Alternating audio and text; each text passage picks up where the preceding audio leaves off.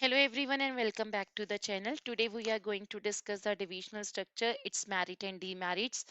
Basically हमने पढ़ा था ऑर्गेनाइजिंग में कि जब भी हम ऑर्गेनाइज करते हैं तो what we need to do, हमें वर्क को आइडेंटिफाई करना है, डिवाइड करना है and we need to do the grouping on the basis of some similar characteristic. अगर हम प्रोडक्ट के बेसिस पे ग्रुपिंग करते हैं तो हम उसे कहते हैं डिविजनल स्ट्रक्चर, और अगर हम फंक्शन के बेसिस पे ग्रुपिंग करते हैं तो उसे कहते हैं फंक्शनल स्ट्रक्चर।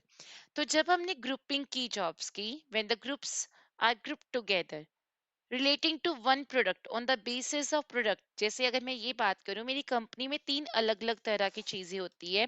जैसे अगर मैं ये कहती हूँ कि मेरी कंपनी शूज बनाती है, मेरी कंपनी बेसिकली क्लोथ्स मैन्युफैक्चर करती है, और मेरी कंपनी क्या करती है, कॉस्मेटिक्स बनाती है। तो there is no similarity in all the product. तो अगर मैं उन्हें एक जगह पे लाने की कोशिश करूंगी तो it will create chaos in the organisation, confusion ही क्रिएट होगी। तो जब बेसिकली आप कंपनी में अलग अलग वैरायटी ऑफ प्रोडक्ट्स मैन्युफैक्चर हो रहे हैं, बहुत ज्यादा वैरायटीज बन रही है, और कंपनी बेसिकली क्या करना चाहती है, अपनी हर कंट्रीब्यूशन, मतलब कि जो बिजनेस कर रही है उसके हर किसी के कंट्रीब्यूशन को अलग अलग मेजर करना चाहती है, तो कंपनी को क्या करना चाहिए, डिविजनल स्ट्रक्चर फॉलो करना चाहिए।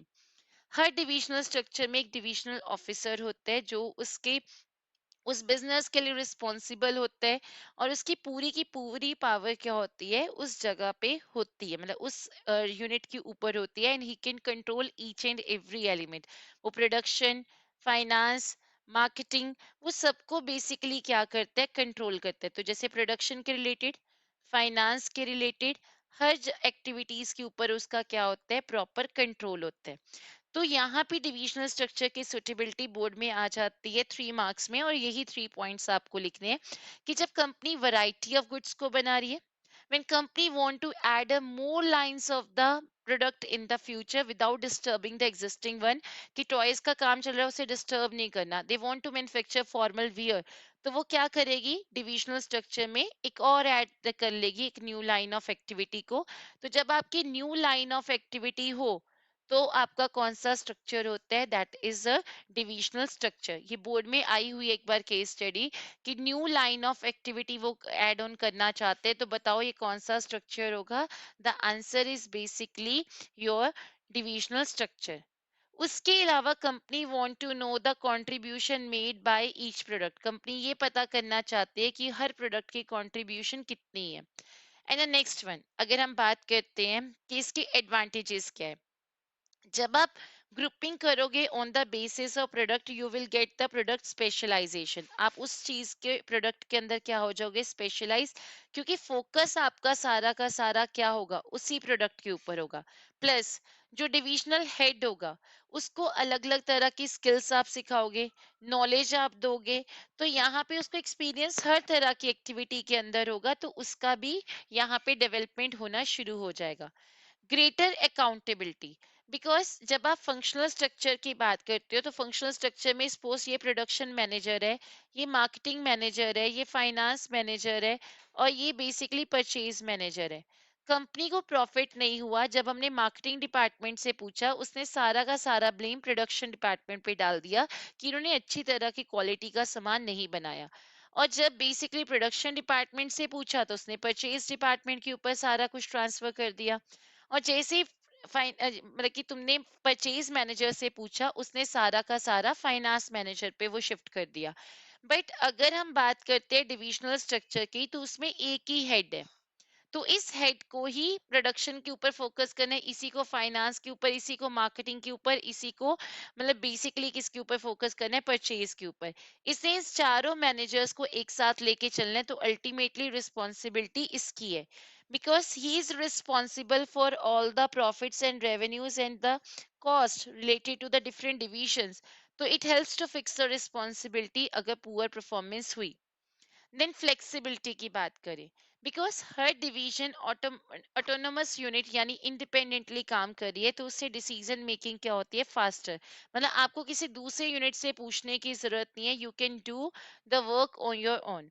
And then you want to expand, you want to grow, तो आपको क्या करना है, without disturbing the existing unit, आपको इस यूनिट को डिस्टर्ब नहीं करना। आप एक अपनी नई फैक्ट्री ओपन कर लो, तो without disturbing the existing one, you can add a more line of the business activity. तो ये these are some of the advantages of the divisional structure. Like product specialization, product की specialization आ जाती है क्योंकि आपका फोकस उसी के ऊपर होता है। अकाउंटेबिलिटी ज्यादा होती है because you can fix the responsibility clear to that person who is responsible, और लिंगर ऑन नहीं किया जा सकता। फ्लेक्सिबिलिटी है, मीन्स आप अपने आप पे ये पूरा यूनिट अपने आप काम कर रहे हैं। This is a toys department, toy department को कुछ लेना देना नहीं इस कॉस्मेटिक से, तो ये ऑटोनमस यूनिट की तरह काम कर रहे हैं। तो उस चीज में डिसीजन क्या होते हैं, फास्ट, मतलब इसको इससे कुछ पूछने की जरूरत नहीं है। Then expansion and growth. Expansion and growth में क्या है, if you want to expand, you want to grow, you can add a new line of business activity without disturbing the existing one. This is your toy factory, this is your cosmetic. Now you want to add the formal wear, तो आप नई factory open कर लो, why to disturb these two units? तो आप expand कर सकते हो by just मतलब कि adding a new line of the business activity. And next is a disadvantages. Disadvantages की बात करें, departmental conflict. टॉयज डिपार्टमेंट को लगेगा सारा का सारा पैसा तो यहाँ पे उसको दिया जाता है, कॉस्मेटिक को। कॉस्मेटिक को लगेगा सारा का सारा पैसा तो भैया किसको दिया जाता है, शूज को। तो यहाँ पे हर डिपार्टमेंट में अपने आप में कंफ्लिक्ट अराइज होते हैं because of the allocation of the funds. उन्हें लगता है कि वो दूसरे यूनिट को क्या करे, ज्यादा से ज्यादा फंड्स क्या करे, एलोकेट करे। एंड देन कॉस्टली, हर इस डिपार्टमेंट को अपनी प्रोडक्शन मैनेजर चाहिए, इसे अपना प्रोडक्शन मैनेजर चाहिए, इसे अपना प्रोडक्शन मैनेजर चाहिए। इसमें अलग मशीन होंगी, इनमें अलग मशीन, इनमें अलग मशीन। भैया तीन तरह का बिजनेस है तो तीन तरह की तो मशीन चाहिए।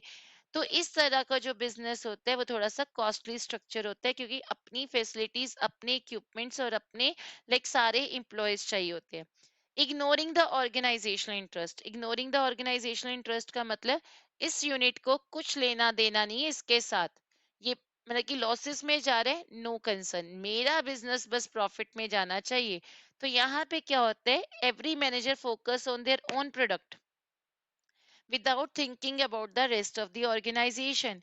एंड समटाइम वो क्या करते हैं, इग्नोर कर देते हैं ऑर्गेनाइजेशनल इंटरेस्ट को। I hope I am clear about this and there is no doubt.